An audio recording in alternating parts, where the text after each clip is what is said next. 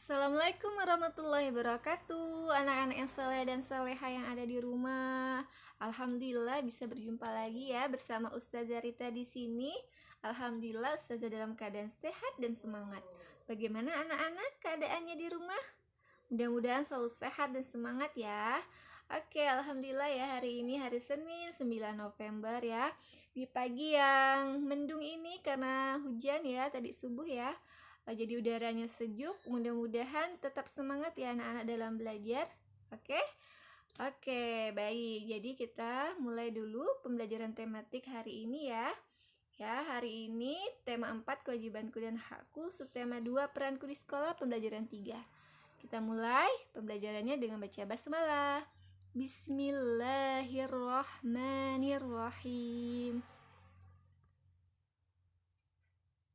Oke, tujuan pembelajarannya hari ini kita akan membaca teks bacaan ya tentang judulnya Kantin Sehat. Jadi anak-anak diharapkan bisa menjawab pertanyaan berdasarkan teks bacaan. Kemudian anak-anak diharapkan dapat menulis kalimat yang menunjukkan masalah.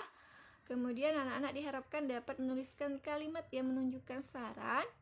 Dan diharapkan anak-anak dapat menentukan 2 angka yang selisihnya diketahui. Oke, udah siap belajar?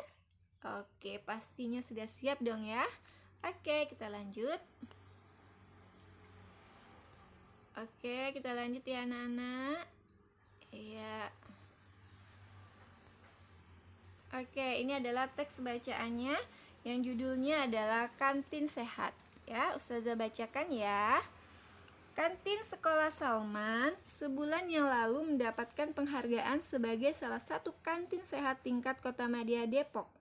Penghargaan ini sebagai salah satu hasil dari wujud kerjasama dan tanggung jawab warga sekolah dalam menjaga kebersihan dan kesehatan kantin.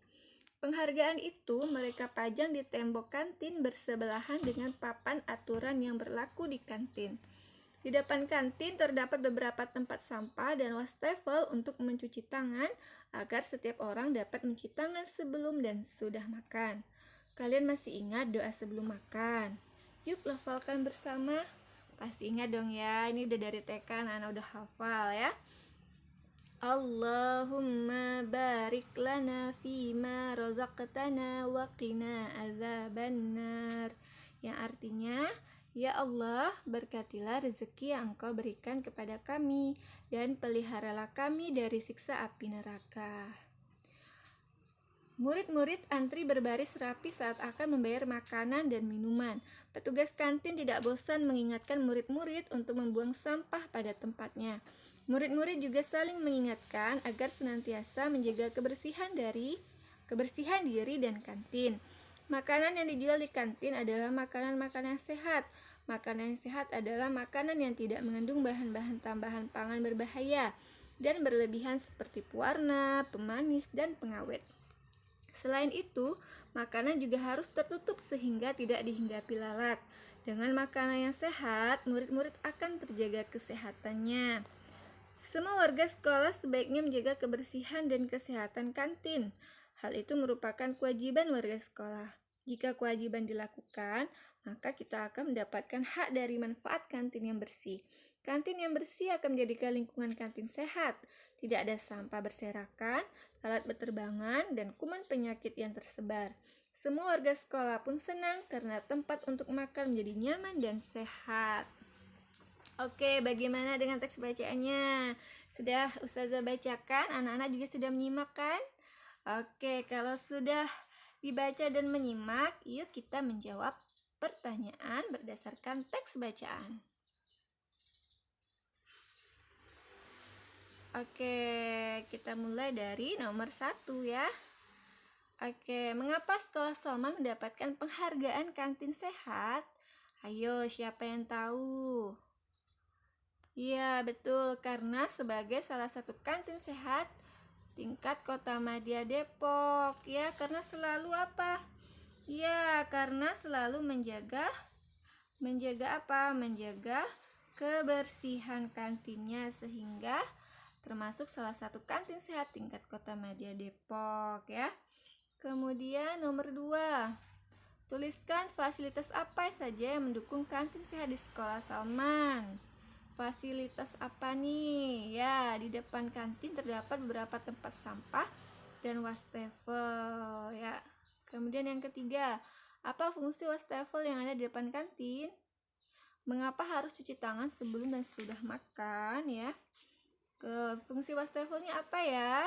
Ya, fungsinya untuk mencuci tangan agar tangan bersih dan tidak mengandung bibit penyakit. Kalau di sekolah Al-Mumtaz itu ada ya, wastafel di depan kelas berapa? Kelas 1 ya. Kemudian mengapa harus cuci tangan sebelum dan sesudah makan? Ya, karena untuk menjaga kebersihan tangan ya, kebersihan agar terhindar dari penyakit ya. Kemudian keempat, apa yang dijual di kantin? Ya, apa yang dijual di kantin? Ya, makanan-makanan yang sehat. Kemudian siapa yang bertanggung jawab menjaga kebersihan dan kesehatan kantin sekolah? Semua warga sekolah. Oke, alhamdulillah anak-anak sudah menjawab pertanyaan sesuai teks bacaan. Mudah-mudahan paham dengan isi teks bacaan yang sudah dibaca tadi ya. Oke, kita lanjutkan. Berikutnya adalah tentang menentukan kalimat masalah dan saran ya. Anak-anak kan tadi sudah membaca dan menyimak ya teks yang berjudul Kantin Sehat. Kemudian di situ anak-anak tuliskan kalimat-kalimat yang menunjukkan masalah ya. Di sini adalah murid-murid ya. Sesuai dengan teks bacaan tadi, murid-murid yang tidak antri saat akan membayar makanan dan minuman. Kemudian yang kedua, murid-murid membuang sampah sembarangan, itu masalah ya anak-anak. Kemudian yang ketiga, makanan yang dijual di kantin adalah makanan tidak sehat, itu juga adalah masalah. Oke, tuliskan kalimat yang menunjukkan saran yang berdasarkan teks bacaan tadi. Yang pertama adalah sebaiknya murid-murid antri berbaris rapi saat akan membayar makanan dan minuman. Yang kedua, sebaiknya murid-murid membuang sampah pada tempatnya. Yang ketiga, seharusnya makanan yang dijual di kantin adalah makanan sehat. Ya, ini adalah contoh kalimat masalah dan saran. Ini kemarin udah pernah kita pelajari, ini hanya mengulang-mengulang kembali supaya lebih paham, oke? Oke, kita lanjutkan lagi ya anak-anak di halaman 70 ya.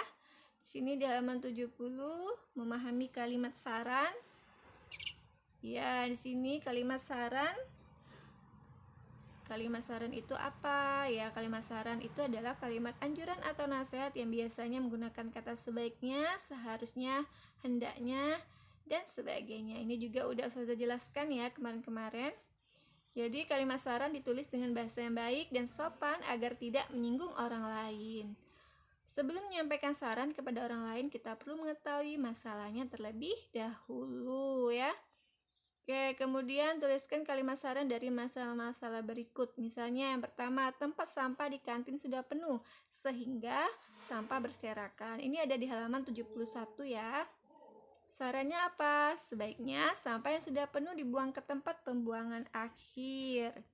Yang kedua, air pada wastafel menggenang karena tersumbat sampah. Sarannya apa ya? Sebaiknya tidak buang sampah di wastafel. Nah, untuk nomor 3, 4, dan 5 silakan anak-anak buat sendiri kalimat sarannya di buku paketnya untuk latihan di rumah ya. Oke, kita lanjut ya. Oke, berikutnya anak-anak menentukan 2 angka yang selisihnya diketahui ya. Menentukan 2 angka yang selisihnya diketahui. Misalnya yang pertama 32. Selisihnya kan 32, berarti 2 bilangan yang hasilnya 32 itu apa saja? Iya, 59. Kemudian 27. Jadi 59 dikurang 27 itu hasilnya adalah 32 ya. Kemudian yang nomor 2, hasil selisihnya 60. Berarti dua bilangannya yang mana nih dua bilangannya nih? Ya, betul 148 dikurang 88. Berapa hasilnya? Ya, betul 60 hasilnya ya. Kemudian Berikutnya 110 ya, 255 dikurang 145. Yang 280 sekarang yang diketahui ya, 436 dikurang 159. 299 berarti 353 dikurang 245. Yang 300 ya, ini selanjutnya bisa anak-anak lihat sendiri ya. Oke, untuk halaman 72